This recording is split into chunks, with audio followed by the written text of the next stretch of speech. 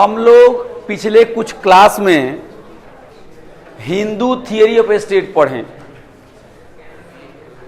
आज हम लोग पढ़ेंगे बुद्धिज्म के बारे में, है ना, बुद्धिज्म के बारे में, बुद्ध धर्म के बारे में। और आप सब लोगों को इतनी जानकारी तो ही है कि बुद्ध धर्म जो है वो गौतम बुद्धा जो हैं उन्हीं ने उसको फाउंड किया, माने उन्होंने ही उसकी स्थापना की।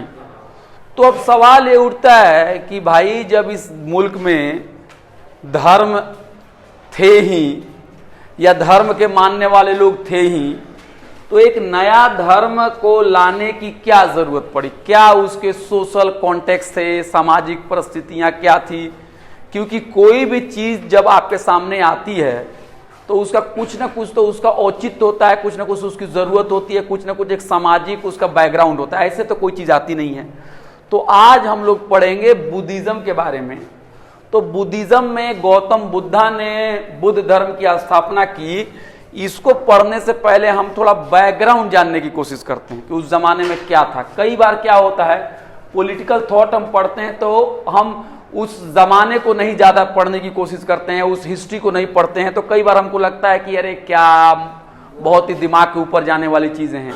लेकिन जब आपको सही चीज, जब उस जमाने की भौतिक स्थिति क्या थी, सामाजिक हालत क्या थे, अर्थव्यवस्था कैसी थी, लोग कैसे थे, समाज में किस तरह की वर्णा सिस्टम था, किनका किनसे झगड़ा था, किस बात को लेके टेंशन था, ये सब जब बातें समझेंगे तो आपको बिल्कुल क्लियर हो जाएगा कि क्यों बुद्धिज्म आया, बुद्धिज्म का मकसद क्या है। और बुद्धिज्म जहां भी जो बातें कहेगा आपको समझ में आ जाएंगे, अच्छा तो ये बातें किन के लिए कही गई है।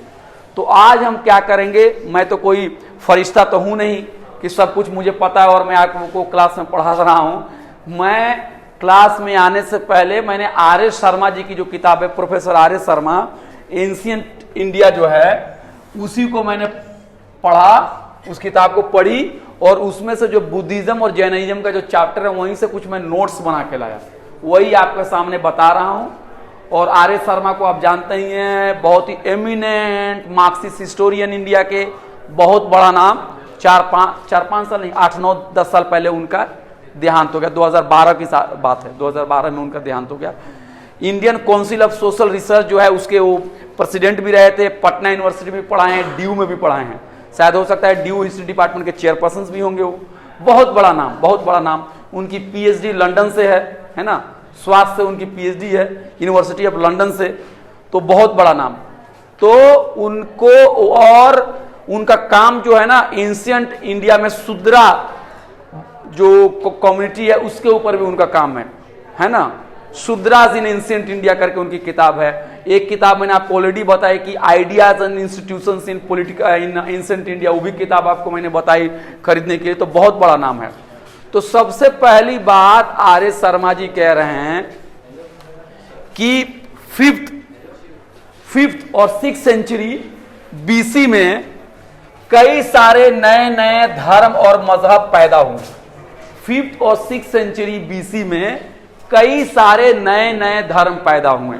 कई सारे धर्मों का उदय हुआ, जिसमें से जैनिज्म और बुद्धिज्म भी एक था, है ना। आप कह रहे थे हिंदी देखिए, कह रहे हैं कि बुद्धिज्म के बारे में हम पढ़ने से पहले एक बात ध्यान रखें कि 6ठी और 5वीं सदी बीसी, एडी नहीं, मतलब बीसी मतलब मौर्य इंपायर से भी पहले, अशोका से भी पहले, गुप्ता पीरियड तो बहुत लेट की बात है, और पहले उस जमाने में कुछ नए नए धर्म जो हैं वो आए, बने, सामने आए, बड़े बड़े आए, ज्ञानी महापुरुष आए। और उनमें से एक था जैनिज्म यानी जैन धर्म और दूसरा था बुद्धिज्म, है ना, बुद्ध मत। और ये जो दोनों धर्म थे, ये दोनों धर्म एक तरह का रिलीजियस रिफॉर्म्स था, एक तरह का एक धार्मिक सुधार आंदोलन था, एक धार्मिक सुधार आंदोलन था। और क्यों हुआ, अब इसकी जवाब इतिहासकार हैं, आपको आर एस शर्मा जी तो अब वो बताएंगे कि क्यों हुआ, उसी वक्त में क्यों हुआ। तो कह रहे हैं कि हमको सबसे पहले बुद्धिज्म और जैनिज्म को पढ़ने से पहले हमको पोस्ट वैदिक सोसाइटी के बारे में पढ़ना पड़ेगा, यानी उत्तर वैदिक काल, है ना, यही होता है ना, माने वैदिक काल के बाद में भारत की क्या स्थिति है जी। नहीं, वो ये कह रहे हैं जैनिज्म और बुद्धिज्म के बारे में कह रहे हैं कि 5वीं और 6ठी सदी में BC AD नहीं, बहुत सारे नए नए धर्म सामने आए, उसमें से जैनिज्म और बुद्धिज्म प्रमुख था। और ये जो दो धर्म थे वो धार्मिक सुधार आंदोलन थे, ठीक है। और वो कह रहे हैं कि ये सारे जो धर्म हैं ये वैदिक पीरियड के बाद में आए हैं, ठीक है। अब वैदिक को तो वैदिक ही हम कहते हैं, और पोस्ट का मतलब होता है उत्तर, बाद में, यानी वैदिक पीरियड के बाद में आए। तो वो कह रहे हैं कि अगर हम वैदिक पीरियड के बाद में जाके देखेंगे समाज को, तो देखेंगे कि समाज जो था वो 4 वर्णों में बटा हुआ था। समाज जो था 4 वर्णों में बटा हुआ था। एक वर्ण हुआ ब्राह्मण्स, है ना, जो अपने आप को समझते थे कि सबसे सुपीरियर वही हैं, ज्यादातर वो काम जो है धार्मिक पूजा पाठ कराना, और उसके अलावा क्या है कि आपको टीचिंग का काम भी, ज्ञान के ऊपर भी उनका कब्जा था, और धार्मिक रीति रिवाज जो थे, जो रिचुअल्स थे, उसको भी वो अदा करते थे। दूसरा वर्ण जो था वो था क्षत्रिय। क्षत्रिय जो थे ये लोग रूल करते थे, और ये लोग क्या था कि जो समाज के अंदर में जो डिफेंड का काम करते थे, है ना, रक्षा का काम और रूल करने का काम करते थे, है ना, शासन प्रणाली चलाना और रक्षा करने का काम करते थे। और उसके अलावा वैश्या जो थे, आप जान रहे हैं कि ये वैश्या जो थे ये व्यापार और ट्रेड में इनका बहुत बड़ा रोल था। और शूद्रा जो जाति थी, वर्णा जो थी, जाति बाद में आया है, पहले वर्णा था। तो जो शूद्रा जो थे इनको समझा जाता था कि ये तीनों ऊपर के वर्णा की सेवा करने के लिए बने हुए हैं, है ना, वर्कर क्लास, सही कहा उन्होंने, वर्कर क्लास, बहुत सही कहा। तो आप बताइए कि 3 आदमी, 3 ऊपर के वर्णा जो हैं वो अच्छा अच्छा काम करेंगे, वो क्या करेंगे, अच्छा काम का मतलब है कि जिससे उनको बहुत ये हो, उनको बहुत उनकी प्रशंसा हो, उनका स्टेटस बढ़े, उनको शोहरत मिले, उनको मालो दौलत मिले, उनकी जिंदगी आसान हो। जो शूद्रा है उसका काम है तीनों आदमी की सेवा करना। तो आप बात बताइए, कोई शूद्रा ऐसा चाह रहा था कि शूद्रा के ऊपर इस तरह की बातें लाद दी गई थी, लाद दी गई थी, हाँ, ये बातें लाद दी गई थी उनके ऊपर, क्योंकि कोई भी आदमी अपनी गुलामी को नहीं कबूल कर सकता है। अगर मैं कहूं क्लास के अंदर में कि सुनिए, मैं क्लास के अंदर में बैठूंगा, आपको कैंटीन जाना है, वहां से खाना लाना है, पानी लाना है, मुझे देना है, और मैं खा लूं तो बर्तन धो के फिर कैंटीन वाले को दे देना है, यही आपके लिए अच्छा है। तो ये कोई ऐसा करना नहीं चाहता है जी। वो भी आ रहे हैं। हाँ, तो क्या था कि ब्राह्मण्स लोग जो थे वो अपने आप को टॉप पोजीशंस पे समझते थे। ये समझ रहे हैं, कोई होता नहीं है ऐसा, सुन लीजिए, सारे इंसान बराबर ही होते हैं। हम क्लेम कर ले, जैसे मान लीजिए कि कोई बिहार से है तो उनको लगता है बिहारी ही सबसे अच्छे हैं, कोई उत्तर प्रदेश का है तो उनको लगता है उत्तर प्रदेश के लोग ही सबसे अच्छे हैं, पंजाब का कोई है तो पंजाब का ही अच्छे लगते हैं। लेकिन आप तमिलनाडु में जाएंगे तो उनको नहीं लगता है कि उत्तर प्रदेश और बिहार के लोग इतने महान हैं, है ना, वो हम मान लेते हैं, है ना। तो ब्राह्मण्स अपने आप को टॉप ऑर्डर पर रखते थे, है ना, क्यों टॉप ऑर्डर पर रखते थे? क्योंकि ज्ञान उनके कब्जे में है, और धर्म जो है उसकी भी चाबी उनके पास है ना जी, वेद की नॉलेज है, ठीक है। तो ब्राह्मण्स लोग क्या करते थे, अपने आप को कहते थे कि हम टॉप पे हैं तो हमें कुछ कंसेशन मिलना चाहिए, है ना। होता क्या है कि जब आप कॉलेज के गेट पे आते हैं तो आप लोग स्टूडेंट है तो आपसे कहा जाता है आई कार्ड दिखाओ, है ना, आई कार्ड नहीं है तो अंदर नहीं जाने देंगे। लेकिन अगर कोई टीचर आए और कोई प्रिंसिपल आए तो वही सिक्योरिटी गार्ड क्या कहता है, सलाम सर बोलता है ना, सलाम सर। तो ये 2 ट्रीटमेंट नहीं हुए हैं। तो जो ऊपर ताकतवर लोग होते हैं वो हमेशा कहते हैं हमें कुछ चाहिए, स्पेशल चाहिए, गाड़ी बंगला, बिल्कुल हमको ये स्पेशल पास, हम ट्रेन में सफर करेंगे तो हमको बिल्कुल एसी के एसी में हमको चलना पड़ेगा, है ना, मेरे बॉगी में कोई बैठे ही नहीं मेरे अलावा, है ना। और आम आदमी क्या है कि एक बोगी के अंदर में 1000 लोगों को आप ठूस देते हैं उसके अंदर में। तो इन लोगों को ब्राह्मण्स लोग क्या करते थे, अपने प्रिविलेज मांगते थे। प्रिविलेज का मतलब होता है कि कुछ दो, प्रिविलेज का मतलब होता है क्या कहेंगे हिंदी में उसको, कुछ हमें विशेषाधिकार दो, हमें विशेषाधिकार दो, बराबर अधिकार नहीं, विशेषाधिकार। हाँ, आप अगर कॉलेज के अंदर में आई कार्ड दिखाओ, आई कार्ड नहीं है घर से लेकर आओ, नहीं नहीं सर आज मेरा एग्जाम है मुझे कुछ नहीं, तुम बाहर के हो, हमें तुम पे शक है, जाओ जाओ लेके आओ। और कोई टीचर आया, कोई प्रिंसिपल आया, सलाम सर, है ना। तो इसी तरह से जो ब्राह्मण्स लोग भी हैं, ये लोग भी स्पेशल प्रिविलेज मांगते थे, प्रिविलेज मांगते थे और कहते थे कि भाई उनको एग्जेम्पशन दे दिया जाए। एग्जेम्पशन का मतलब होता है छूट, किससे, टैक्स देने से। टैक्स नहीं देंगे, है ना, वो टैक्स नहीं देंगे, टैक्स सिर्फ मजदूर देगा, मजदूर का मतलब जो किसान देगा, और इनको टैक्स नहीं देने की जरूरत है। अभी भी होता है, बहुत लोगों को टैक्स में रिबेट मिलता है ना। तो ये सब सारे प्रिविलेज हैं। और वो कहते थे कि उनको कोई पनिशमेंट भी ना मिले कोई, ठीक है ना, हाँ, उनको कोई पनिशमेंट भी ना मिले, है ना। वो अपने आप को पनिशमेंट से ऊपर रखते थे, है ना।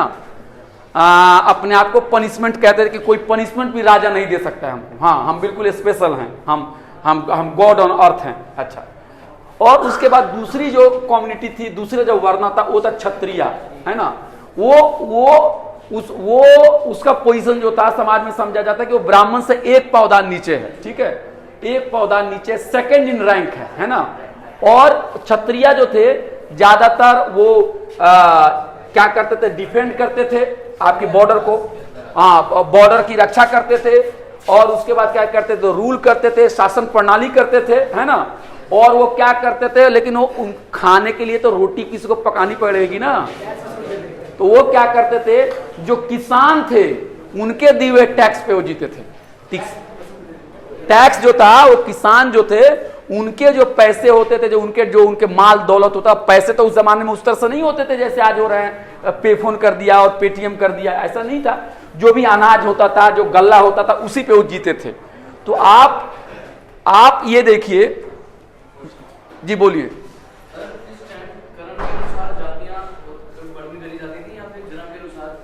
आर.एस. शर्मा जी लिख रहे हैं बर्थ के मुताबिक लिखा जा रहा है, बर्थ मतलब जन्म के मुताबिक। जी, उस जमाने तक आते आते ये जन्म के मुताबिक हो गया था जी। उसमें आया था ना सर, ये तो के बाद अब जो भी हो, देखिए ये सब विवादित चीजें हैं। मैं ये नहीं कह रहा हूं कि आपको मैं जो कह रहा हूं आप मान लीजिए, लेकिन मैं जहां तक मुझे याद है आर.एस. शर्मा जी ने अपनी किताब में लिखा कि वरना उस समय तक बर्थ हो चुका था। मैं आपको दिखा दूंगा, किताब में भी दिखा दूंगा। तो हाँ, तो होता क्या था कि जो क्षत्रिय हैं, क्षत्रिय वो लोग क्या करते हैं, टैक्सेस पे जीते थे। किसके टैक्सेस पे, वो पीजेंट्स के टैक्सेस। पीजेंट का मतलब होता है किसान, छोटे किसान, है ना, छोटे किसान पे के ऊपर जीते थे। और समाज के अंदर में एक द्विज नाम का कंसेप्ट होता है, द्विज का मतलब है जो ऊपर की जो 3 जातियां वर्णा हैं, ब्राह्मण, क्षत्रिय और वैश्या, वो हाई कास्ट में आएंगे, है ना। और जो शूद्रा होंगे वो चले जाएंगे, वो नीचे में चले, वो लो में चलेंगे। जो द्विज होते हैं, ये हिंदी का वर्ड है द्विज। हम जो ऐसा इंग्लिश में लिख रहे हैं द्विजा, तो समझ में नहीं आ रहा, द्विज है, द्विज ऐसे द्विज।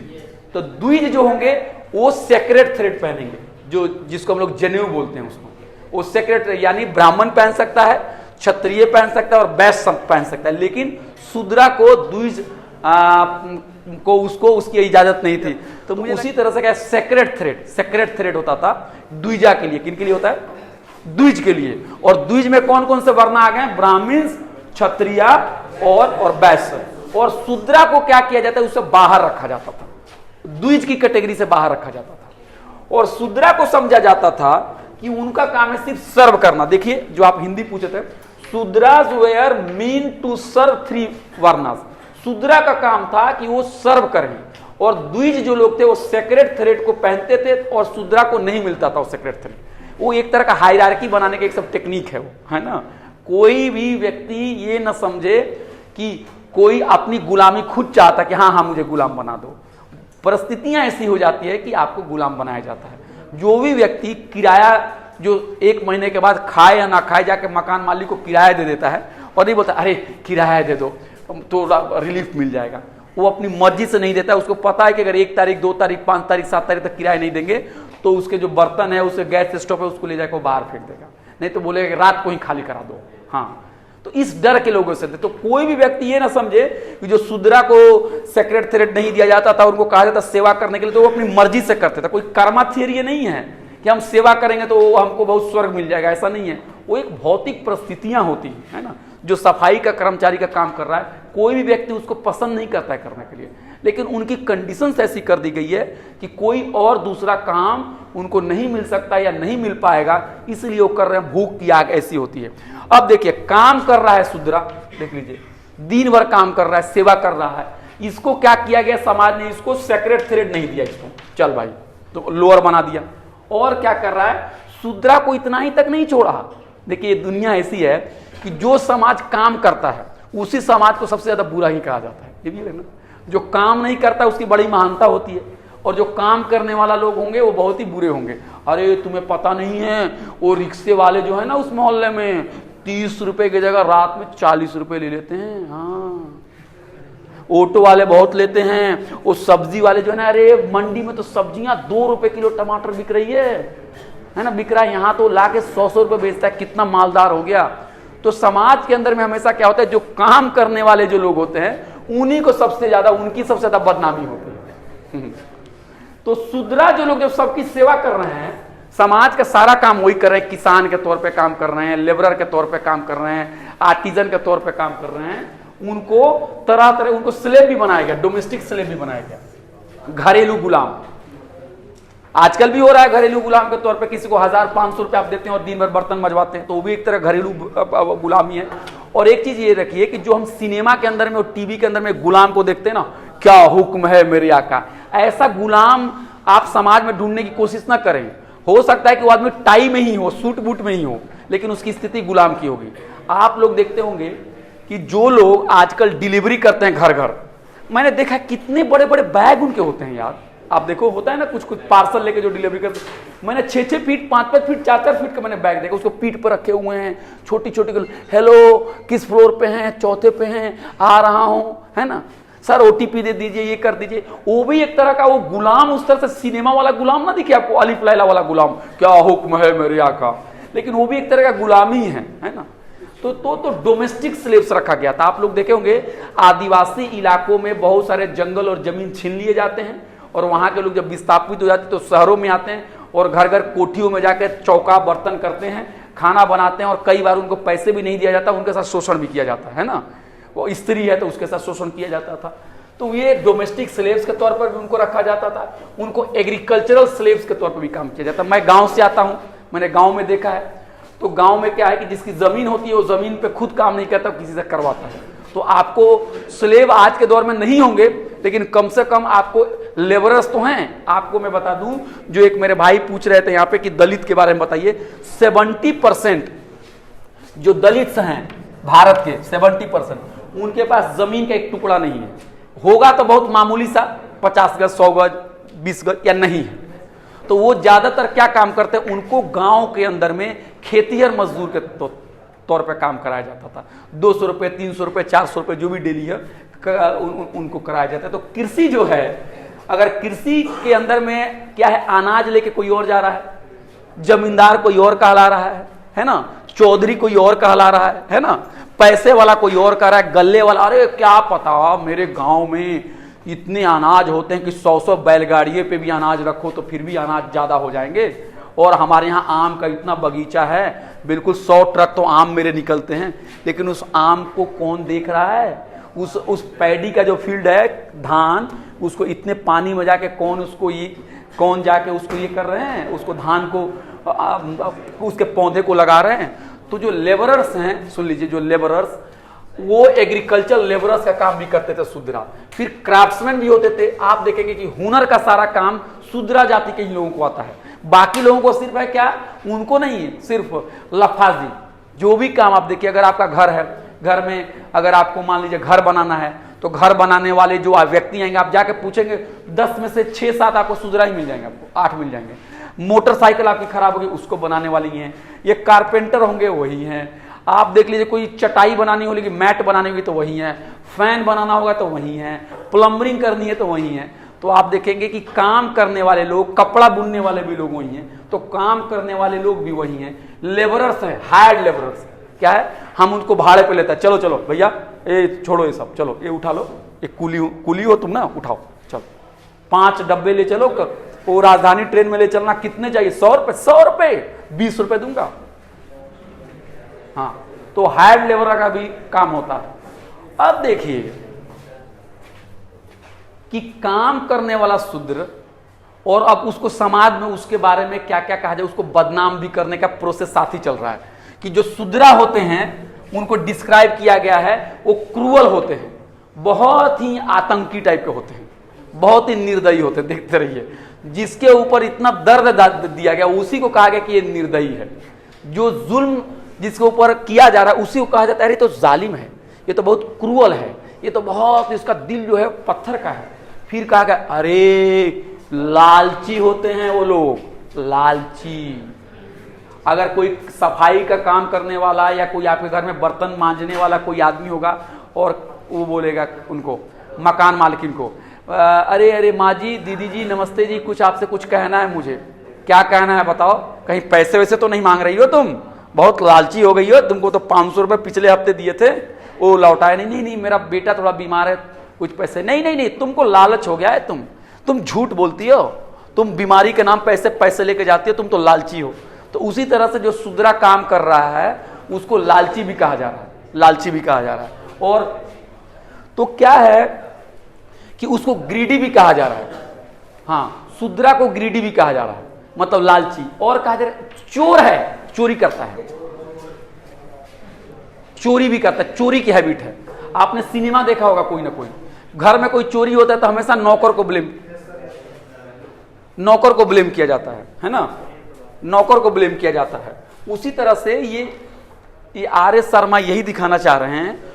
आर.एस. शर्मा का कहने का सिर्फ इतना ही मतलब है कि देखो सोसाइटी कैसी है कि वैदिक पीरियड के बाद लोगों को गैर बराबरी पर आधारित समाज बना दिया गया, लोगों को 4 वर्णों में डिवाइड कर दिया गया, 3 वर्णा को महान समझ लिया गया, उसमें भी ब्राह्मण सबसे टॉप है ना, उनको सेक्रेट थ्रेड दे दिया गया, द्विज को।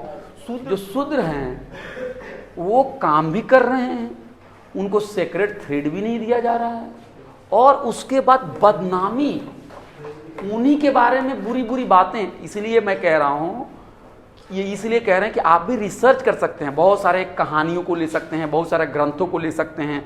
आप नहीं देखते उसमें जो काम करने वाले वो कितना उसका गलत चित्रण किया जाता है। तो इतिहास में ये चीज आपको याद रखनी चाहिए कि जो वर्किंग क्लास है, जो काम करता है, उसी का सबसे ज्यादा उसको बदनामी किया जाता है। और उसी शूद्रा में से कुछ लोगों को बाद में चल के और उस जमाने में अनटचेबल के तौर पे ट्रीट होने लगे। यानी उस शूद्रा में से ही जिनको और भी अछूत की तरह ट्रीट करने लगा, तो उसी से अछूत जातियां भी निकल गई बाद में चल के, जो हाँ छुआछूत होने लगा। ठीक है, तो इस तरह से आप देखेंगे कि आप जैसे ही हाई वर्णा में जाएंगे वैसा ही आपको मोर प्रिविलेज मिलेंगे, मतलब और अधिकार मिलेंगे, और जैसे ही आप लो वर्णा में जाएंगे वैसे ही आपके अधिकार लो हो जाएंगे। हाँ, इसीलिए जो रिजर्वेशन का जो डिबेट आता है, ओबीसी रिजर्वेशन है ना, बहुत लोग कहते हैं कि ओबीसी रिजर्वेशन नहीं होना चाहिए, ये नहीं होना चाहिए। ठीक है, हर तरह का व्यूज है, कुछ लोगों को होता है होना चाहिए, कुछ लोगों को होता है नहीं होना चाहिए। तो एक आर.एस. शर्मा एक हिस्टोरिकल रीजन भी दे रहे हैं भाई साहब कि इस कम्युनिटी को कितने सालों से इसके साथ कितना, मतलब रिजर्वेशंस देने का यही मकसद होता है ना कि जो हिस्टोरिकली जो बैकवर्ड कम्युनिटी हैं, जिनके साथ तारीख में, इतिहास में भेदभाव किया गया, उनको समाज में बराबर लाने के लिए उनको विशेषाधिकार देने पड़ेंगे। विशेषाधिकार भी नहीं कह सकते आप, उनको कहेंगे उनको समाज में जगह देनी पड़ेगी, नहीं तो समाज के अंदर में ये जो है ना प्रोपेगेंडा उनके खिलाफ है ना, उसकी वजह से उनको अधिकार नहीं मिल पाएगा। अब देखिए, उस जमाने में मान लीजिए कि शूद्र को कहा जा रहा है कि क्रूअल हैं, शूद्र को कहा जा रहा है इनको कुछ नहीं आ रहा है, शूद्र को कहा जा रहा है कि ये तो चोर हैं। तो क्या आज के जमाने में चीजें नहीं कहीं कहीं देखने को मिल रही है? कोई इंटरव्यू में जाएगा, कोई लोअर कास्ट का होगा तो अरे इसको अंग्रेजी बोलने नहीं आ रहा, कम नंबर दे दो, इसको बाहर कर दो, ये कर दो। ये भी भेदभाव होता है ना। तो ये सारी चीजें, ये सब हिस्ट्री पढ़ने का क्या हिस्ट्री पढ़ने का क्या मकसद है? हम हिस्ट्री सिर्फ एग्जाम पास करने के लिए नहीं पढ़ते हैं, नहीं तो इतनी डिटेल की बिल्कुल, इतना हम नहीं पढ़ रहे हैं एग्जाम पास करने, तो एग्जाम पास करने के लिए 5 सवाल का 5 आंसर मैं 10 पेज में लिख के आपको दे दूंगा मैं आपको, और आप उसको 2-3 दिन देखो, क्या जरूरत है आने की। ये है दिमाग को खोलने का एक्सरसाइज। एक बात मैं कहूंगा तो इससे आप 100 किताबें पढ़ेंगे तो आपको सारी बातें याद आएंगी। ये इसका मकसद है। कोई भी टीचर, ये भैया आर ए शर्मा की किताब इतनी मोटी है, क्या क्या चीजों को मैं क्लास के अंदर में 1 घंटा बता सकता हूं। तो बेसिकली क्या होता है, वो चीज आपको बतानी होती है जिससे आपके दिमाग का दरवाजा खुल जाए। बाकी दौड़ना आप ही को है, बाकी आप ही को पढ़ना है। तो आप देखिए कि जैसा ही ऊपर की जाति में जाएंगे प्रिविलेज बढ़ते जाएंगे, और नीचे की जाति में जाएंगे प्रिविलेज कम होते जाएंगे। तो आज ये भी सूरत, इतने साल, कितने साल गुजर गए। ये गुप्ता पीरियड का मान लीजिए, ये जो पीरियड बता रहे हैं 6th सेंचुरी और 5th सेंचुरी BC, यानी आज से तकरीबन 2700-2800 साल पुराने हैं। आज भी बहुत हालात क्या बदले हैं, आप भी देखिए। आज भी समाज के अंदर में जो प्रिविलेज कास्ट है उन्हीं के पास सारे अधिकार हैं, उन्हीं के पास सारे अधिकार कानून की किताब में बराबर हैं। ये मैं मान रहा हूं, भारत के संविधान ने सबको अधिकार दिए। आजादी के बाद से बहुत सारे परिवर्तन भी हुए हैं। आज ओबीसी कम्युनिटी के लोग, बहुत सारे लोग नौकरियों में भी चले गए हैं, बहुत सारे लोग पार्लियामेंट में चले गए हैं, उनकी कुछ दुकानें भी हो गई हैं। आज वो अपने आप को थोड़ा कॉन्फिडेंट भी फील कर रहे हैं पहले के मुकाबले में। लेकिन फिर भी जिस तरह से बदलाव आना चाहिए था उस तरह से नहीं बदलाव आया है। और अभी भी आप देखेंगे कि जो नीचे के लोग होते हैं उन्हीं के खिलाफ तरह तरह के भ्रम फैलाए जाते हैं। जी जी जी, जो नीचे के लोग होते हैं उनके खिलाफ तरह तरह का भ्रम फैलाया जाता है। अरे SOL के बच्चे जो होंगे उनको पढ़ने नहीं आता होगा, अरे SOL के जो बच्चे होते हैं वो फिर बदमाशी करते हैं, पढ़ाई पे कम ध्यान देते हैं, है ना। लेकिन हकीकत में ऐसा नहीं है। ये सुद्रा का जो इतिहास है वो भी बहुत इंटरेस्टिंग है। काम कर रहा है वो व्यक्ति, सेक्रेट थ्रेड भी उसमें उसको डिनाई कर देगा। अब हो सकता है इस क्लास में बहुत सारे लोग शुद्रा नहीं होंगे, हो सकता है अपर कास्ट से भी होंगे, लेकिन उनको भी पढ़ने लिखने का मतलब है कि जो व्यक्ति समाज में सबसे ज्यादा पीड़ित है उसके साथ खड़ा होना चाहिए। जो ज्योतिबा फूले ने भी कहा, सावित्रीबाई फूले भी कहा। इसका ये मतलब है, मान लीजिए आप शूद्र नहीं है, मान लीजिए आप क्षत्रिय हैं या ब्राह्मण हैं, फिर भी ब्राह्मण और क्षत्रिय को भी शूद्र के इस साथ उनका साथ देना चाहिए। नहीं, ये गलत हो रहा है, क्योंकि समाज के अंदर में जब बराबरी होगी तभी समाज आगे जाएगा। समाज के अंदर में अगर लोगों के साथ भेदभाव किया जाएगा, एक को दबाया जाएगा, जो काम कर रहा है उसी को तुम बुरा कह रहे हो, है ना, तुम उसी को बुरा कह रहे हो, उसी को तुम चोर कर रहे हो, उसी को तुम कह रहे हो कह रहे ग्रीडी लोग हैं। इस वजह से क्या हुआ कि पोस्ट वैदिक पीरियड में ये आ रहा है, बैकग्राउंड बता रहा है क्यों बुद्ध आ रहे हैं, क्यों जैनिज्म आ रहा है, क्यों महावीर आ रहा है, उसके पीछे का एक बैकग्राउंड है ये। जैसे मैं क्लास के अंदर में आऊं और क्लास के अंदर में पढ़ाऊं नहीं, सिर्फ सो जाऊं, अरे तुमको ऐसे ऐसे बोलो, तो 1, 2 क्लास 3 क्लास आप ऐसे झेलेंगे तो फिर जाके आप मुझे शिकायत जाकर प्रिंसिपल से कर देंगे कि अभय सर आते हैं, पढ़ाते कुछ नहीं, सिर्फ चिल्लाते हैं। तो उसके बाद मेरी यहाँ से छुट्टी हो जाएगी कि नहीं हो जाएगी। तो वो जो क्लास के अंदर में जो मैं पढ़ा नहीं रहा था, वो बैकग्राउंड हुआ मेरी छुट्टी होने की वजह का। उसी तरह से बुद्धिज्म क्यों आया, जैनिज्म क्यों आया, उसका पीछे का बैकग्राउंड दे रहे हैं कि भाई सोसाइटी कास्ट में डिवाइड हो चुकी थी। कास्ट नहीं था उस समय, कास्ट बाद में आया, उस समय वर्णा में डिवाइड हो चुकी, जबान पे आ जाता है कास्ट, बार बार डिवाइड थी। और जो ऊंची वर्णा थे उनको बहुत विशेष अधिकार थे, और जो नीचे थे शूद्रा थे उनको अधिकार नहीं थे, और उनको तरह तरह से उनको जालिम, उनको क्रूवल, उनको चोर, उनको लालची भी कहा जा रहा है, जो कि ये सब झूठ है, सब भ्रम है। ये इसलिए फैलाया जाता है ताकि तुम उसकी जो गुलामी है उसको सही ठहरा सको। मान लो कि ये हैं, अगर मैं इनसे कहूं कि आप मेरे लिए गिलास लाओ, 1 गिलास पानी लाओ, आप मेरे लिए नाश्ता लाओ, आप मेरी सेवा करो, तो ये पूछ सकते हैं मैं क्यों सेवा करूं, आप अपना काम खुद करो। लेकिन मैं कहूं तुम्हें पता है तुम्हारी माता जी जो थी ना, उन्होंने मुझसे 1000 रुपये लिए थे, अब तुम 1000 जब तक नहीं दोगे तब तक मेरे यहाँ आकर तुम गिलास।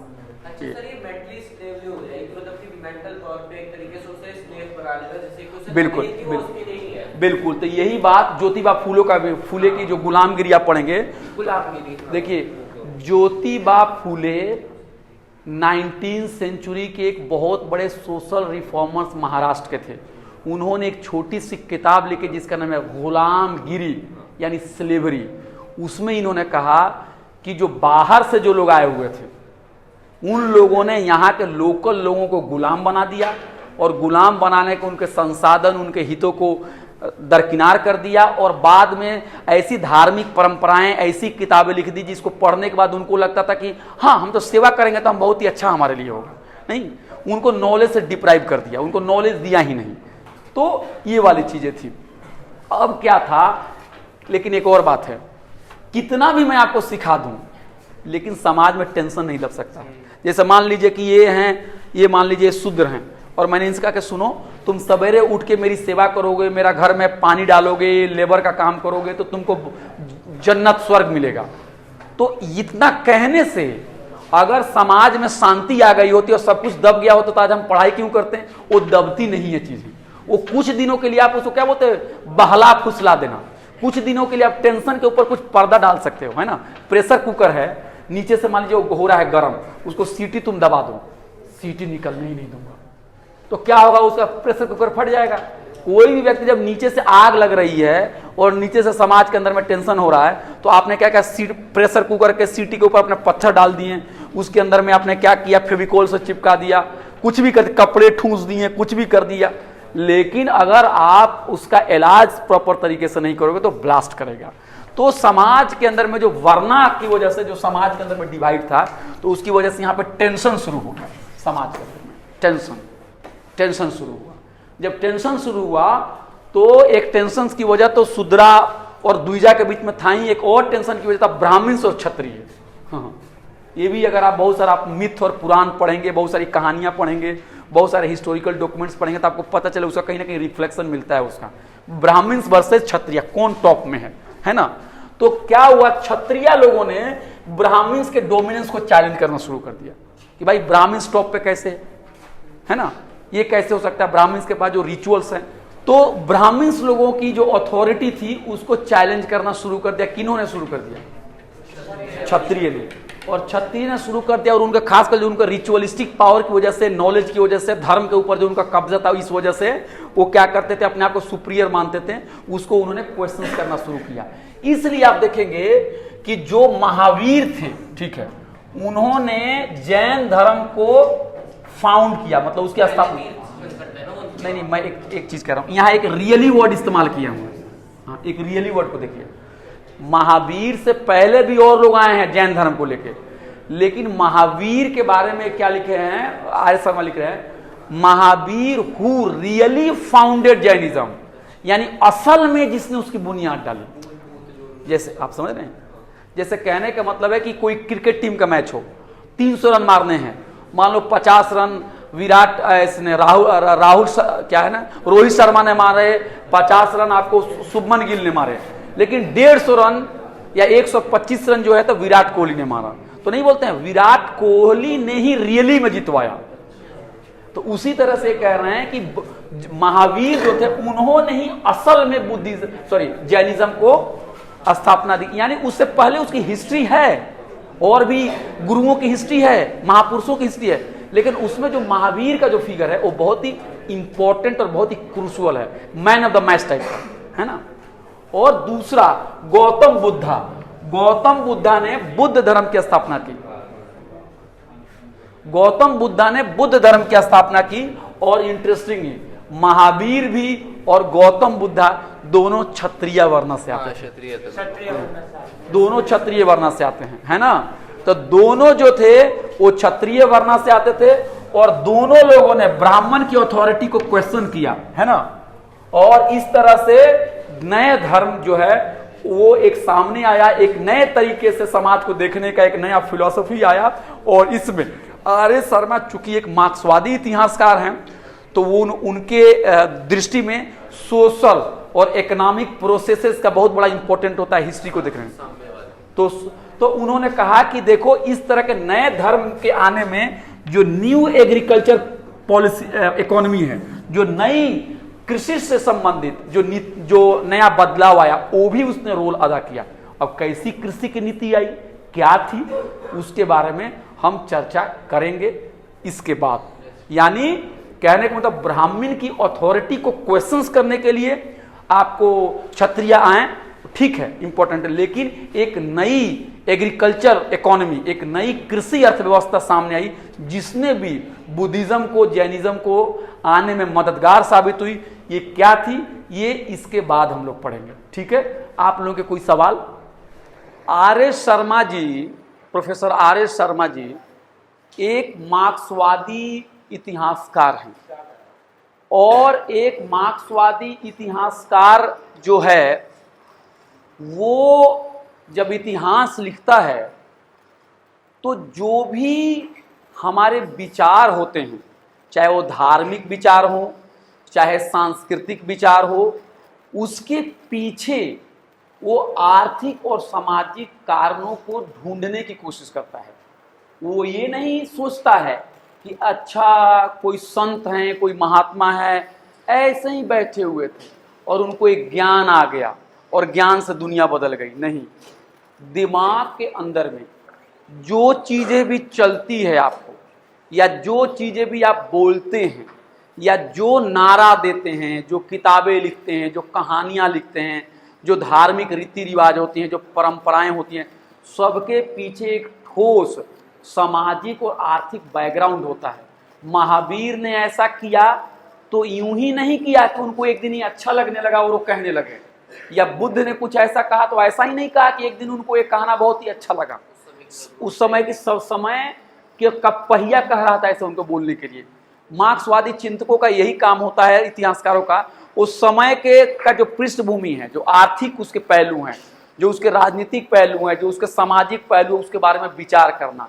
ये नहीं कहना रे वो तो बहुत ही महात्मा थे, बड़े ज्ञानी थे, रात रात भर पढ़ा करते थे, ध्यान लगाया करते थे, किसी दिन परमात्मा उन पे खुश हो गए और सब कुछ ज्ञान दे दिया और ज्ञान मिल गया। नहीं, ये मार्क्सवादी तरीका नहीं है। अगर इस क्लास के अंदर में अगर मान लीजिए कि आप लोग आ रहे हैं क्लास पढ़ने के लिए और कोई क्लास ध्यान से नहीं सुन रहा है, तो अगर मैं सिर्फ यही सोचूं कि अरे इस बच्चे की दिक्कत है ध्यान न सुनने की, तो एक मार्क्सवादी चिंतन नहीं हुआ। मार्क्सवादी तरीका ये भी है कि वो बच्चा नहीं सोच पा रहा, तो क्या वजह उसने नाश्ता नहीं किया होगा, क्या वजह है कि उसके पास क्लास से लौट के जाने के लिए उसके पास किराया नहीं होगा, क्या हो सकता है कि जिस तरह के पढ़ाई जा रही है उसकी जिंदगी से उसका कोई ताल्लुक ही नहीं होगा। ये हो सकता है कि वो करना कुछ और चाह रहा है और उसको जबरदस्ती कुछ और पढ़ाई जा रही है। बहुत सारे वजह होते हैं, उन वजह को, सामाजिक आर्थिक वजह को तलाशना ही काम है एक इतिहासकार का। मैं आर्य शर्मा जी का एक लेख पढ़ रहा था कल परसों, तो उसमें उन्होंने एक बात कही है कि अगर इतिहास को सिर्फ आप रीति रिवाज के ही चश्मे से देखोगे, इतिहास को आप सिर्फ एक धार्मिक तौर पर ही देखोगे, तो इतिहास आप नहीं देख पाओगे। इतिहास को सही तरीके से देखने का तरीका है सामाजिक और आर्थिक दृष्टि से देखो। इतिहास को सही तरीके से देखने का कि मेटेरियल यानी भौतिक कारणों का अध्ययन करो। समाज को देखने का बेहतर तरीका है कि आर्कियोलॉजी यानी जो पुरातत्व, क्या बोलते हैं आर्कियोलॉजी को, हाँ, पुरातत्व के जो पहलू हैं उस पर भी तुम ध्यान दो।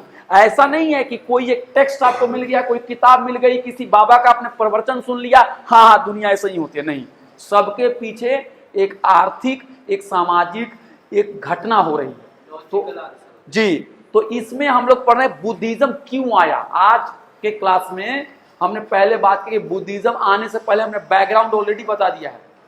पोस्ट वैदिक सोसाइटी, लोग वर्णों में विभाजित हो चुके हैं, 4 वर्ण, 3 वर्ण को तमाम सुख सुविधाएं, चौथा वर्ण जिसको काम करना है और बदनामी भी झेलनी है। फिर क्षत्रिय और ब्राह्मण के बीच में भी टसन यानी टेंशन शुरू हो गया, कौन टॉप में है। वो आज भी दिखता है ना, वो आज भी दिखता है। और अब हमने पिछले बार हमने बात की थी कि agriculture, new agriculture policy, economy का भी बहुत बड़ा रोल है इस तरह के धर्मों के उदय में। अब आप सोचेंगे किसानी और धर्म, इसका क्या रिलेशन है भाई, कुछ समझा नहीं। किसानी करने से, खेती बाड़ी का धर्म से क्या रिलेशनशिप है, एक एक करके आपको सारी चीजें बता रहे हैं। पहला चीज हमेशा आप लोग याद रखिएगा, जिंदगी भर नहीं बोलना है, मार्क्सवादी इतिहास लिखने में सामाजिक और आर्थिक पहलू से केंद्र बिंदु में रहते हैं। अगर धार्मिक बातें भी कुछ आ रही हैं, उसको भी आपको सामाजिक और आर्थिक उसकी जड़ को ढूंढने की जरूरत है।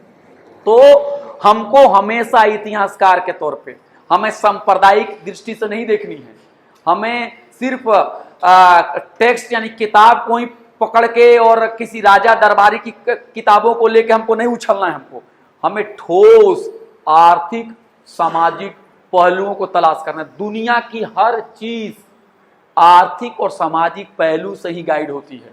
शादी होना उसका भी एक आर्थिक और सामाजिक उसका पहलू है, तलाक होना उसका भी एक उसका भी एक सोशल और इकोनॉमिक पहलू है ना।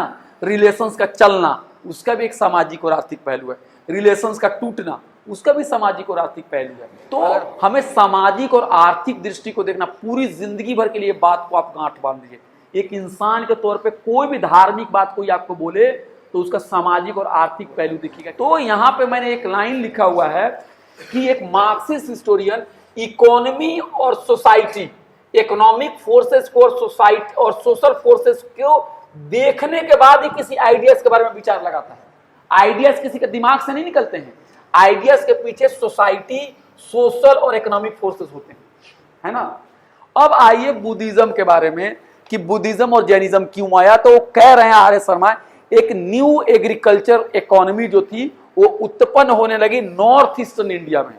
नॉर्थ ईस्टर्न इंडिया आज के दौर में, आज के भारत में हम कह सकते हैं उत्तर प्रदेश, पूर्वांचल, जी पूर्वांचल। उत्तर प्रदेश का मतलब एक आपको ये नहीं, आपको गाजियाबाद नहीं, आपका देवरिया, आपका गोरखपुर, आपका अवध, सारण, बनारस, छपरा, गया, वैशाली, साउथ बिहार भी जो एक जमाने में था वो भी कुछ रहे, बोध गया, कोसाम्बी, है ना, जो कोसाम्बी इलाहाबाद का जो एरिया, ये सब एरिया में वो पहले घने घने जंगल थे, बिल्कुल घने घने जंगल, है ना। फिर उस जंगल को काटने के लिए या उसको साफ करने के लिए पहले लोगों के पास कुछ होते थे अपने पुराने हथियार, बोन, हड्डियां, ये सब होते थे कुछ ना कुछ। लेकिन आयरन, लोहे के आविष्कार के बाद, लोहे के आविष्कार के बाद क्या हुआ, जंगल की सफाई होनी बहुत ही आसान हो गई, जंगल कटना बहुत ही आसान हो गया। अब आप देखेंगे आजकल बुलडोजर चलता है, जो काम एक ट्रैक्टर 10 दिन में करेगा बुलडोजर 2 ही घंटे में कर देता है। तो मशीन के बदलाव की वजह से समाज में भी बदलाव होते हैं। तो जो आयरन के जो टूल्स आने शुरू हो गए, कॉपर जब आ गए, तो उसे जंगल की कटाई और उसकी सफाई होना बहुत ही आसान हो गया। और वो ऐसा एरिया था जहां पे खूब बारिश होती थी, 100 सेंटीमीटर रेनफॉल होता था उस एरिया में। तो जंगल है, जंगल की सफाई हो गई, वो खेत बन गए, खूब बारिश हो रही है, तो क्या होगा, खूब प्रोडक्शन होना शुरू हो जाएगा, एग्रीकल्चर शुरू हो जाएगा। अब देख, एग्रीकल्चर शुरू होगा, प्रोडक्शन होगा, तो आबादी भी बढ़ने लगेगी। सिंपल सी बात है, जब थोड़ी आबादी बढ़ेगी तो थोड़े शहर भी आने शुरू हो जाएंगे। उसी जमाने में बहुत सारे शहर आए, जैसे कोसाम्बी, बहुत पुराना शहर है कोसाम्बी, आज भले इलाहाबाद के सामने उसकी वो बहुत दब गया है। हाँ, कोसाम्बी डिस्ट्रिक्ट है अभी, जिसको बोलते हैं उत्तर प्रदेश में जनपद, वो भी बहुत प्राचीन है। फिर देवरिया, देवरिया जो है आज के दौर में, उस वहां पे था कुशीनगर, है ना, कुशीनगर। फिर आपके बाद वैशाली, आज पटना का ज्यादा नाम है, वैशाली का कम नाम, लेकिन वैशाली जो था, राजगीर, ये सब सारी, बोध गया, ये सब सारी चीजें धीरे धीरे उसका राइज होना शुरू हो गया, नए नए शहर बने। देख रहे हैं एक का रिलेशन दूसरे के साथ रिलेशन है। अब उसके साथ आबादी भी बढ़नी शुरू हो गई, शहरों का भी निर्माण होने लगा, आने लगे। फिर धीरे धीरे आयरन टूल्स और एक्स का भी इस्तेमाल शुरू होना हो गया। और इस तरह से हम देखेंगे कि 6th सेंचुरी BC तक आते आते 5th सेंचुरी में आयरन जो टूल्स थे, जो लोहे के जो हथियार थे, जो कुल्हाड़ी थी, उसका इस्तेमाल बहुत ही ज्यादा होने लगा। और जंगलों को क्लियर करना शुरू किया जगह। और उसके अलावा खेती करने के लिए और भी जो लोहे के जो हथियार जो बनते हैं वो बनने शुरू हो गए, जैसे हल हो गया है, जो भी है, ये सब इस्तेमाल होना शुरू हो गया। और एक और बात वहां पे आनी शुरू हो गई कि भाई लोहे भी आ गए, हल भी बन गया, जो भी प्रिमिटिव फॉर्म में जिस तरह का भी हल का शेप होगा, हम ये नहीं कह सकते आज के ही हल की तरह होगा, कुछ उसके अलग फॉर्म होंगे। तो अब उसको खींचने के लिए जानवर चाहिए, अब एनिमल भी चाहिए। अब इतने बड़े पैमाने पर जब खेती हुई तो कोई उस जमाने में तो कोई तो ट्रैक्टर और बुलडोजर और कुछ इस तरह की कोई चीज तो थे नहीं, तब एनिमल हस्बेंड्री भी आ गया कि अब जानवरों का पालन भी करना पड़ेगा, पशुपालन भी आ गया। देख रहे हैं एक चीज से दूसरी चीजें कैसे लिंक हो रही है, खेती, जंगल की सफाई, आयरन, लोहा, लोहे के बाद से वहां खेती बाड़ी, फिर लोहे के हथियार, फिर शहरों का निर्माण, फिर जंगलों में जानवरों की खेती, जानवरों का पालन होना, पशुपालन शुरू हो गया। तो न्यू एग्रीकल्चर पॉलिसी में क्या था कि जानवर अब चाहिए, बगैर जानवर के काम नहीं चलेगा, है ना। अब वैदिक पीरियड को अगर आप पढ़ेंगे तो उस जमाने में आप लोग अगर पिछले क्लास में पढ़े होंगे या 12वीं 11वीं में आपने पढ़ा होगा, तो वैदिक पीरियड में सेक्रीफाइस नाम का रिचुअल होता था। और जी, और उसके अंदर में जानवरों को क्या होता, उसकी बलि दी जाती थी। तो वो जो परंपरा थी, जानवरों की बलि देने की जो परंपरा थी, अब नए दौर में क्या वो परंपरा को चालू रखना ठीक था या चालू रखना ठीक नहीं था? ठीक नहीं था। हाँ, तो अब हमको एक ऐसी विचारधारा चाहिए जो मतलब जानवरों की को सेक्रीफाइस करने की बात कहे या जानवरों की रक्षा करने की बात कहे। हाँ, तो जैनिज्म और बुद्धिज्म के मतलब है जीवों पर भी दया करो, नॉन वायलेंस की थियरी अपने आप ही आ गई। देख रहे हैं एक का रिलेशन दूसरे के साथ रिलेशन है। बुद्ध जी ने जो नॉन वायलेंस की थियरी दी, या जो बात है महावीर जी के अंदर में जो नॉन वायलेंस की थियरी है, तो हम ये समझ लेंगे सिर्फ उनके दिमाग से आई हुई ये थियरी। तो ये इतिहासकार जो होगा मार्क्सवादी तरीके से देखना नहीं हुआ, आपको उसके पीछे के लॉजिक को पता करना पड़ेगा। तो उसके पीछे का लॉजिक ये है कि भाई खेती हुई, खेती के बाद जानवर चाहिए, जानवर के लिए हल चलाने के लिए चाहिए, और पहले की परंपरा में जानवरों का आपको किलिंग होता था। तो अब हमको एक ऐसी सोच चाहिए, एक ऐसी परंपरा चाहिए, एक ऐसी विचारधारा चाहिए जिसके अंदर में अब जानवरों की रक्षा की बात, जीवों पर दया की बात, जानवरों से प्रेम की बात, उसकी हत्या की बात न किए जाए। तो इस तरह से हमने देखा कि वहां पे क्या होने लगा कि नॉन वायलेंस की थियरी साबित हो गई, सामने आने लगी। और नॉन वायलेंस की जो थियरी है उसका एक और संबंध है कि जब नॉन वायलेंस की थियरी होगी तो झगड़े नहीं होंगे, जब झगड़े नहीं होंगे तो युद्ध नहीं होगा, जब युद्ध नहीं होगा तो अलग अलग राजाओं के बीच में शांति और मित्रता रहेगी, जब शांति और मित्रता रहेगी तो व्यापार बढ़ेगा, जब व्यापार बढ़ेगा तब ना फिर कृषि को भी उससे फायदा मिलेगा। तो कृषि के अंदर में जो पैदावार हुए और जो व्यापार हुए, तो कृषि व्यापार लिंक्ड है।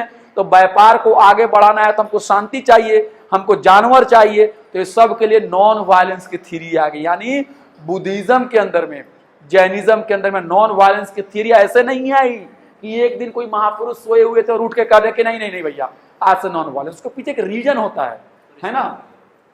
और उस जमाने में धीरे धीरे क्या हुआ, वैश्य समुदाय की भी ताकत बढ़नी शुरू हो गई, क्योंकि नए नए शहर आने लगे, नए नए व्यापार होने लगे।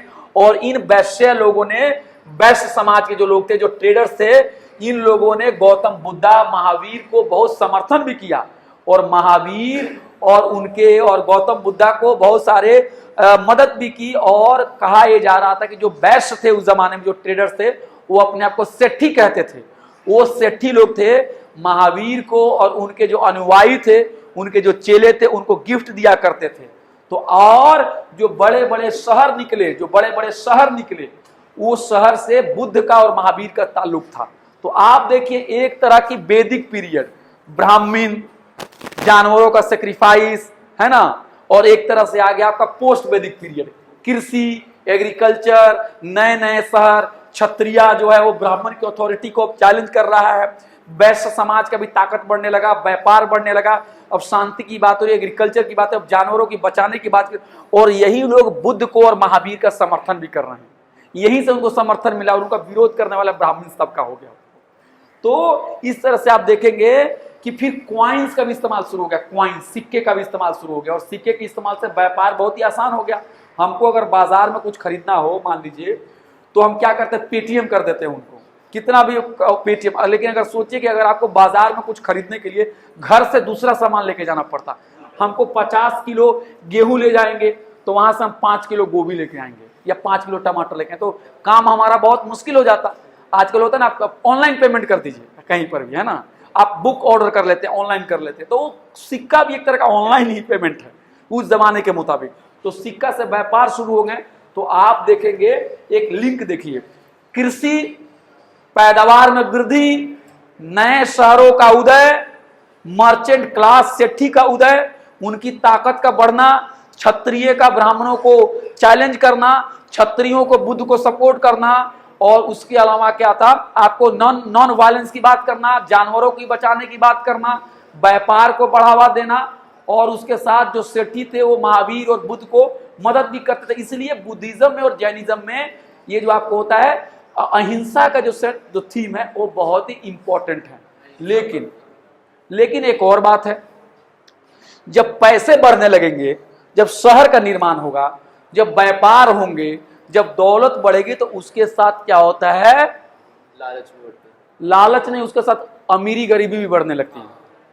और उसके बाद कुछ तबका होगा जो बहुत स्टाइल वाला चलने लगा। ये क्या है आपका घड़ी, अरे ये तो 1 लाख का मेरा घड़ी है। मोबाइल आप फोन आपका कितना है, मेरा तो 5 लाख का मोबाइल फोन है। आपका कार कितने का, मेरा 20 लाख का कार है। आपका बंगला कितना का, तो 100 करोड़ का बंगला है। आप लंच कहाँ करते हो, तो मैं तो एक दिन में 10,000 का लंच करता हूँ। सोते कहाँ हो, तो मैं तो एक दिन ऐसे होटल में सोता हूँ कि 1 लाख रुपया महीना देता हूँ, सॉरी 1 दिन का देता हूँ। तो एक तबका जो हो गया वो बहुत ही एफ्लुएंट हो गया, वो बहुत ही बेहतरीन कपड़े पहनने लगे, बहुत उनके पास गहने हो गए, उनका लाइफ स्टाइल बहुत ही बड़ा हो गया और वो अपने आप को बहुत एफ्लुएंट समझने लगा। और ज्यादातर जो लोग थे उनके अंदर में वो गरीबी में चले गए, उनके अंदर में गैर बराबरी हो गई। तो उन लोगों ने क्या किया कि विरोध करना शुरू कर दिया। ये दुनिया जो है आप देखेंगे मेटेरियल वर्ल्ड को उन्होंने क्रिटिसाइज करना शुरू किया, अरे ये ऐसा है। आप आजकल आप देखते हो कि बहुत सारे बाबा जो होते हैं वो क्या करते हैं, बोलते हैं अरे सिंपल जिंदगी जियो, अरे वो बहुत ज्यादा तड़क भड़क की जिंदगी नहीं जीना चाहिए। तो कहीं ना कहीं जो लोगों को वो चीजें मयसर नहीं है उनके लिए वो राहत का काम करता है, नहीं करता है। कहीं प्रवचन होगा कि अरे वो दुनिया जो है सब माया है, इसके चक्कर में मत जाओ, ज्यादा पैसे के चक्कर में मत पड़ो, ज्यादा ये सब अच्छे अच्छे कपड़े के चक्कर में मत पड़ो, सादा भोजन करो। यार आपके पास तो अच्छा खाने के लिए है ही नहीं है, तो कम से कम जो कह रहा है कि सादा भोजन करो, तो अच्छी बातें वो लगती है आपको। बिल्कुल। तो क्या हुआ कि जैसे ही समाज के अंदर में गैर बराबरी बढ़ी तो उसके लिए क्या हुआ, प्राइवेट प्रॉपर्टी भी बढ़ने लगी, निजी संपत्ति बढ़ने लगी। और इसलिए निजी संपत्ति का विरोध, भौतिकवाद का विरोध, बहुत लैविश लाइफ का विरोध, ये भी जो था इसके को लेकर भी बहुत सारे लोग उठ खड़े हुए जिनको वो चीजें मैसर नहीं थी। इसलिए आप देखेंगे कि बुद्धिज्म के अंदर में और जैनिज्म के अंदर में क्या है कि भौतिक चीजों को, मेटेरियल चीजों को, बहुत ऐशो आराम, प्राइवेट प्रॉपर्टी का भी विरोध किया गया है। प्राइवेट प्रॉपर्टी का विरोध किया गया। और मैं एक लेक्चर पढ़ रहा था, आपने भी पढ़ा होगा, बाबा साहब अम्बेडकर 1956 या 55 में अपने मरने से कुछ ही साल पहले, 1 साल पहले, उन्होंने काठमांडू में एक लेक्चर दिया था और उन्होंने कहा था कि बुद्ध का मतलब ये जो मैसेज है और कार्ल मार्क्स का जो मैसेज है वो बहुत हद तक मिलता है, क्योंकि दोनों लोग प्राइवेट प्रॉपर्टी के विरोध करते हैं, निजी संपत्ति का विरोध करते हैं, मेरा है ये बने गैर बराबरी का दोनों विरोध करते हैं। तो आप देखेंगे कि किस तरह से एक ऐसा समाज जिसने बुद्ध की फिलॉसफी को आगे बढ़ाया, मदद किया, उसी समाज में जब गैर बराबरी पैदा होती है, जब भौतिकवादिता पैदा हो जाती है। भौतिकवादिता का मतलब यहाँ पे ये नहीं है कि मायावादी वाली बात नहीं है, यहाँ भौतिकवादिता का मतलब कि लैश, माने बुद्ध की जो फिलॉसफी हो कोई भगवान की फिलॉसफी नहीं है, बुद्ध की फिलॉसफी कोई गॉड की नहीं है, बुद्ध की फिलॉसफी कोई माया की नहीं है, वो वेरी मच आपको मेटेरियलिस्टिक फिलॉसफी है।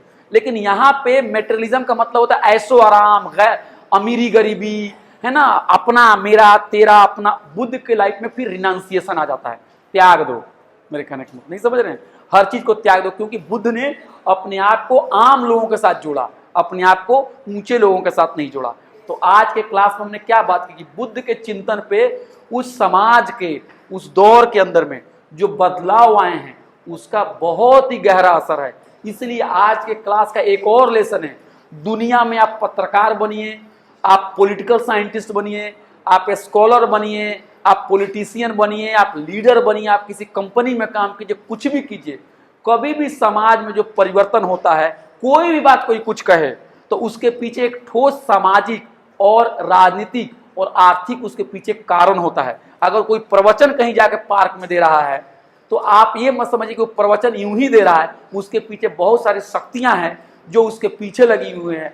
किसी शक्तियों को समर्थन करने के लिए वो बोल रहा है, किसी शक्तियों को वो कमजोर करने के लिए बोल रहा है, वो यूं ही नहीं बोल रहा है। यानी आर्य शर्मा का लेक्चर का यही मतलब हुआ कि आइडियाज जो होते हैं वो अपने आप में आसमान में नहीं आते हैं, वो सपना नहीं है कि एक दिन आपको बेहतरीन आइडिया आ जाएगा, बल्कि आइडिया जो है एक तरह के फूल हैं, जो जमीन जो है वो आर्थिक, जो हमारा समाज है, जो आर्थिक जमीन है, जो हमारा सामाजिक पृष्ठभूमि है, वहीं पे वो पेड़ लगते हैं। और जो फूल होता है वो तो उसका एक्सप्रेशन होता है, आइडियल एक्सप्रेशन है। उसकी जो असली जमीन होती है वो आर्थिक प्रक्रिया होती है, वो हमारी सामाजिक प्रक्रिया होती है, वो भौतिकवादी, भौतिक जो मटेरियल जो ग्राउंड होता है उसी पे होता है। इसलिए हम लोग को सांप्रदायिक मामलों में नहीं पढ़ना चाहिए कि अरे अरे अरे अरे औरंगजेब तो थे, वो तो उनका तो धर्म इस्लाम था, तो हम तो इस्लाम धर्म के नहीं थे, तो वो तो बहुत ही कट्टर थे। ये तो जाके देखो कि उस औरंगजेब के दरबार में सबसे ज्यादा गैर मुस्लिम यानी हिंदू लोग वहां पे मनसबदार बैठे हुए थे, और जो गरीब और किसान जो है, चाहे वो मुसलमान हो चाहे हिंदू हो, टैक्स के बोझ की तरह दबा हुआ है। उसी तरह से महाराणा प्रताप के भी दौर में जो टैक्स देने वाला होगा वो हिंदू भी होगा और मुसलमान भी होगा। जो दलित लोगों की स्थिति थी वो हिंदू राजाओं के दौर में भी नहीं पूरी तरह से सही हुई और मुस्लिम राजाओं के दौर में भी सही नहीं हुई। सुदरा उसी तरह से खेत में काम करते रहे। जाते जाते मैं एक आखिरी कहानी आपको सुना के जाना चाहता हूं। मंटो का नाम आपने सुना होगा, सआदत हसन मंटो। कभी कभी आप लोग उनकी कहानियां आती है, वो बहुत बड़े उर्दू के राइटर हैं, कहानी लिखते थे और वो आजादी के टाइम में थे। उसके कुछ साल बाद वो मर गए। प्रगतिशील आंदोलन से जुड़े हुए थे। उनका नाम था सआदत हसन मंटो। आप कहीं भी जाएंगे 150-150 रुपए में मंटो की कहानी मिल जाएगी। तो एक मंटो की कहानी, हालांकि उन्होंने उर्दू में लिखी है, लेकिन वो ऐसी उर्दू है कि वो हिंदी से मिलती जुलती है, एकदम सेम ही है। तो वो कहानियां बहुत सारे राजकमल या बहुत सारे पब्लिशर्स ने उसको हिंदी में भी छापी। आप लोग जरूर कभी बुक फेयर में जाइएगा तो मंटो की कहानियां कहिएगा, मंटो का, सआदत हसन मंटो। हाँ, तो मंटो की कहानी में एक है नया कानून। तो नया कानून का मतलब होता है एक कोचवान होता है जो मान लीजिए कि टांगा चलाता है। तो 1935 में एक कानून बनाता है ना, गवर्नमेंट ऑफ इंडिया एक्ट। तो उसको लगता है कि गवर्नमेंट ऑफ इंडिया एक्ट बन जाएगा, हाँ, तो उसके बाद से उसके सारे दुख दूर हो जाएंगे और समाज और भारत जो है, इंडिया जो है एकदम बेहतरीन हो जाएगा। तो वो बोल रहा है किसी को घबराओ मत, कल से गवर्नमेंट ऑफ इंडिया एक्ट आ जाएगा तो कल से तुम मेरे सामने बोल नहीं पाओगे क्योंकि मुझे अधिकार मिल जाएंगे। लेकिन गवर्नमेंट ऑफ इंडिया एक्ट आ गया। उसकी हालत गवर्नमेंट ऑफ इंडिया एक्ट से पहले भी वही थी और गवर्नमेंट ऑफ इंडिया एक्ट के बाद भी वही हो गई। तो हमें अगर सिर्फ इससे देखेंगे, अगर धार्मिक चश्मे से सब चीज को देखेंगे तो हमको लगता है अरे यार, जिस धर्म से मैं बिलोंग करता हूं उसी धर्म का राजा है तो मेरे तो बल्ले बल्ले हैं। लेकिन भाई टैक्स तुमको भी देना है ना, वो टैक्स तुमको भी देना है। इसलिए हमें हमेशा इतिहास को देखने के लिए सामाजिक आर्थिक पहलू से देखना चाहिए। धार्मिक बातें भी कहीं ना कहीं सामाजिक और आर्थिक पहलुओं से ही गाइड होती है। तो हमने बुद्धिज्म के बारे में और जैनिज्म के बारे में सारी बैकग्राउंड बता दी। अब आप लोगों को कोई भी सवाल आएगा तो आप कुछ भी 10 पेज 5 पेज आप लोग लिख सकते हैं। तो अगर आप लोगों के कोई सवाल हो तो आप पूछ सकते हैं।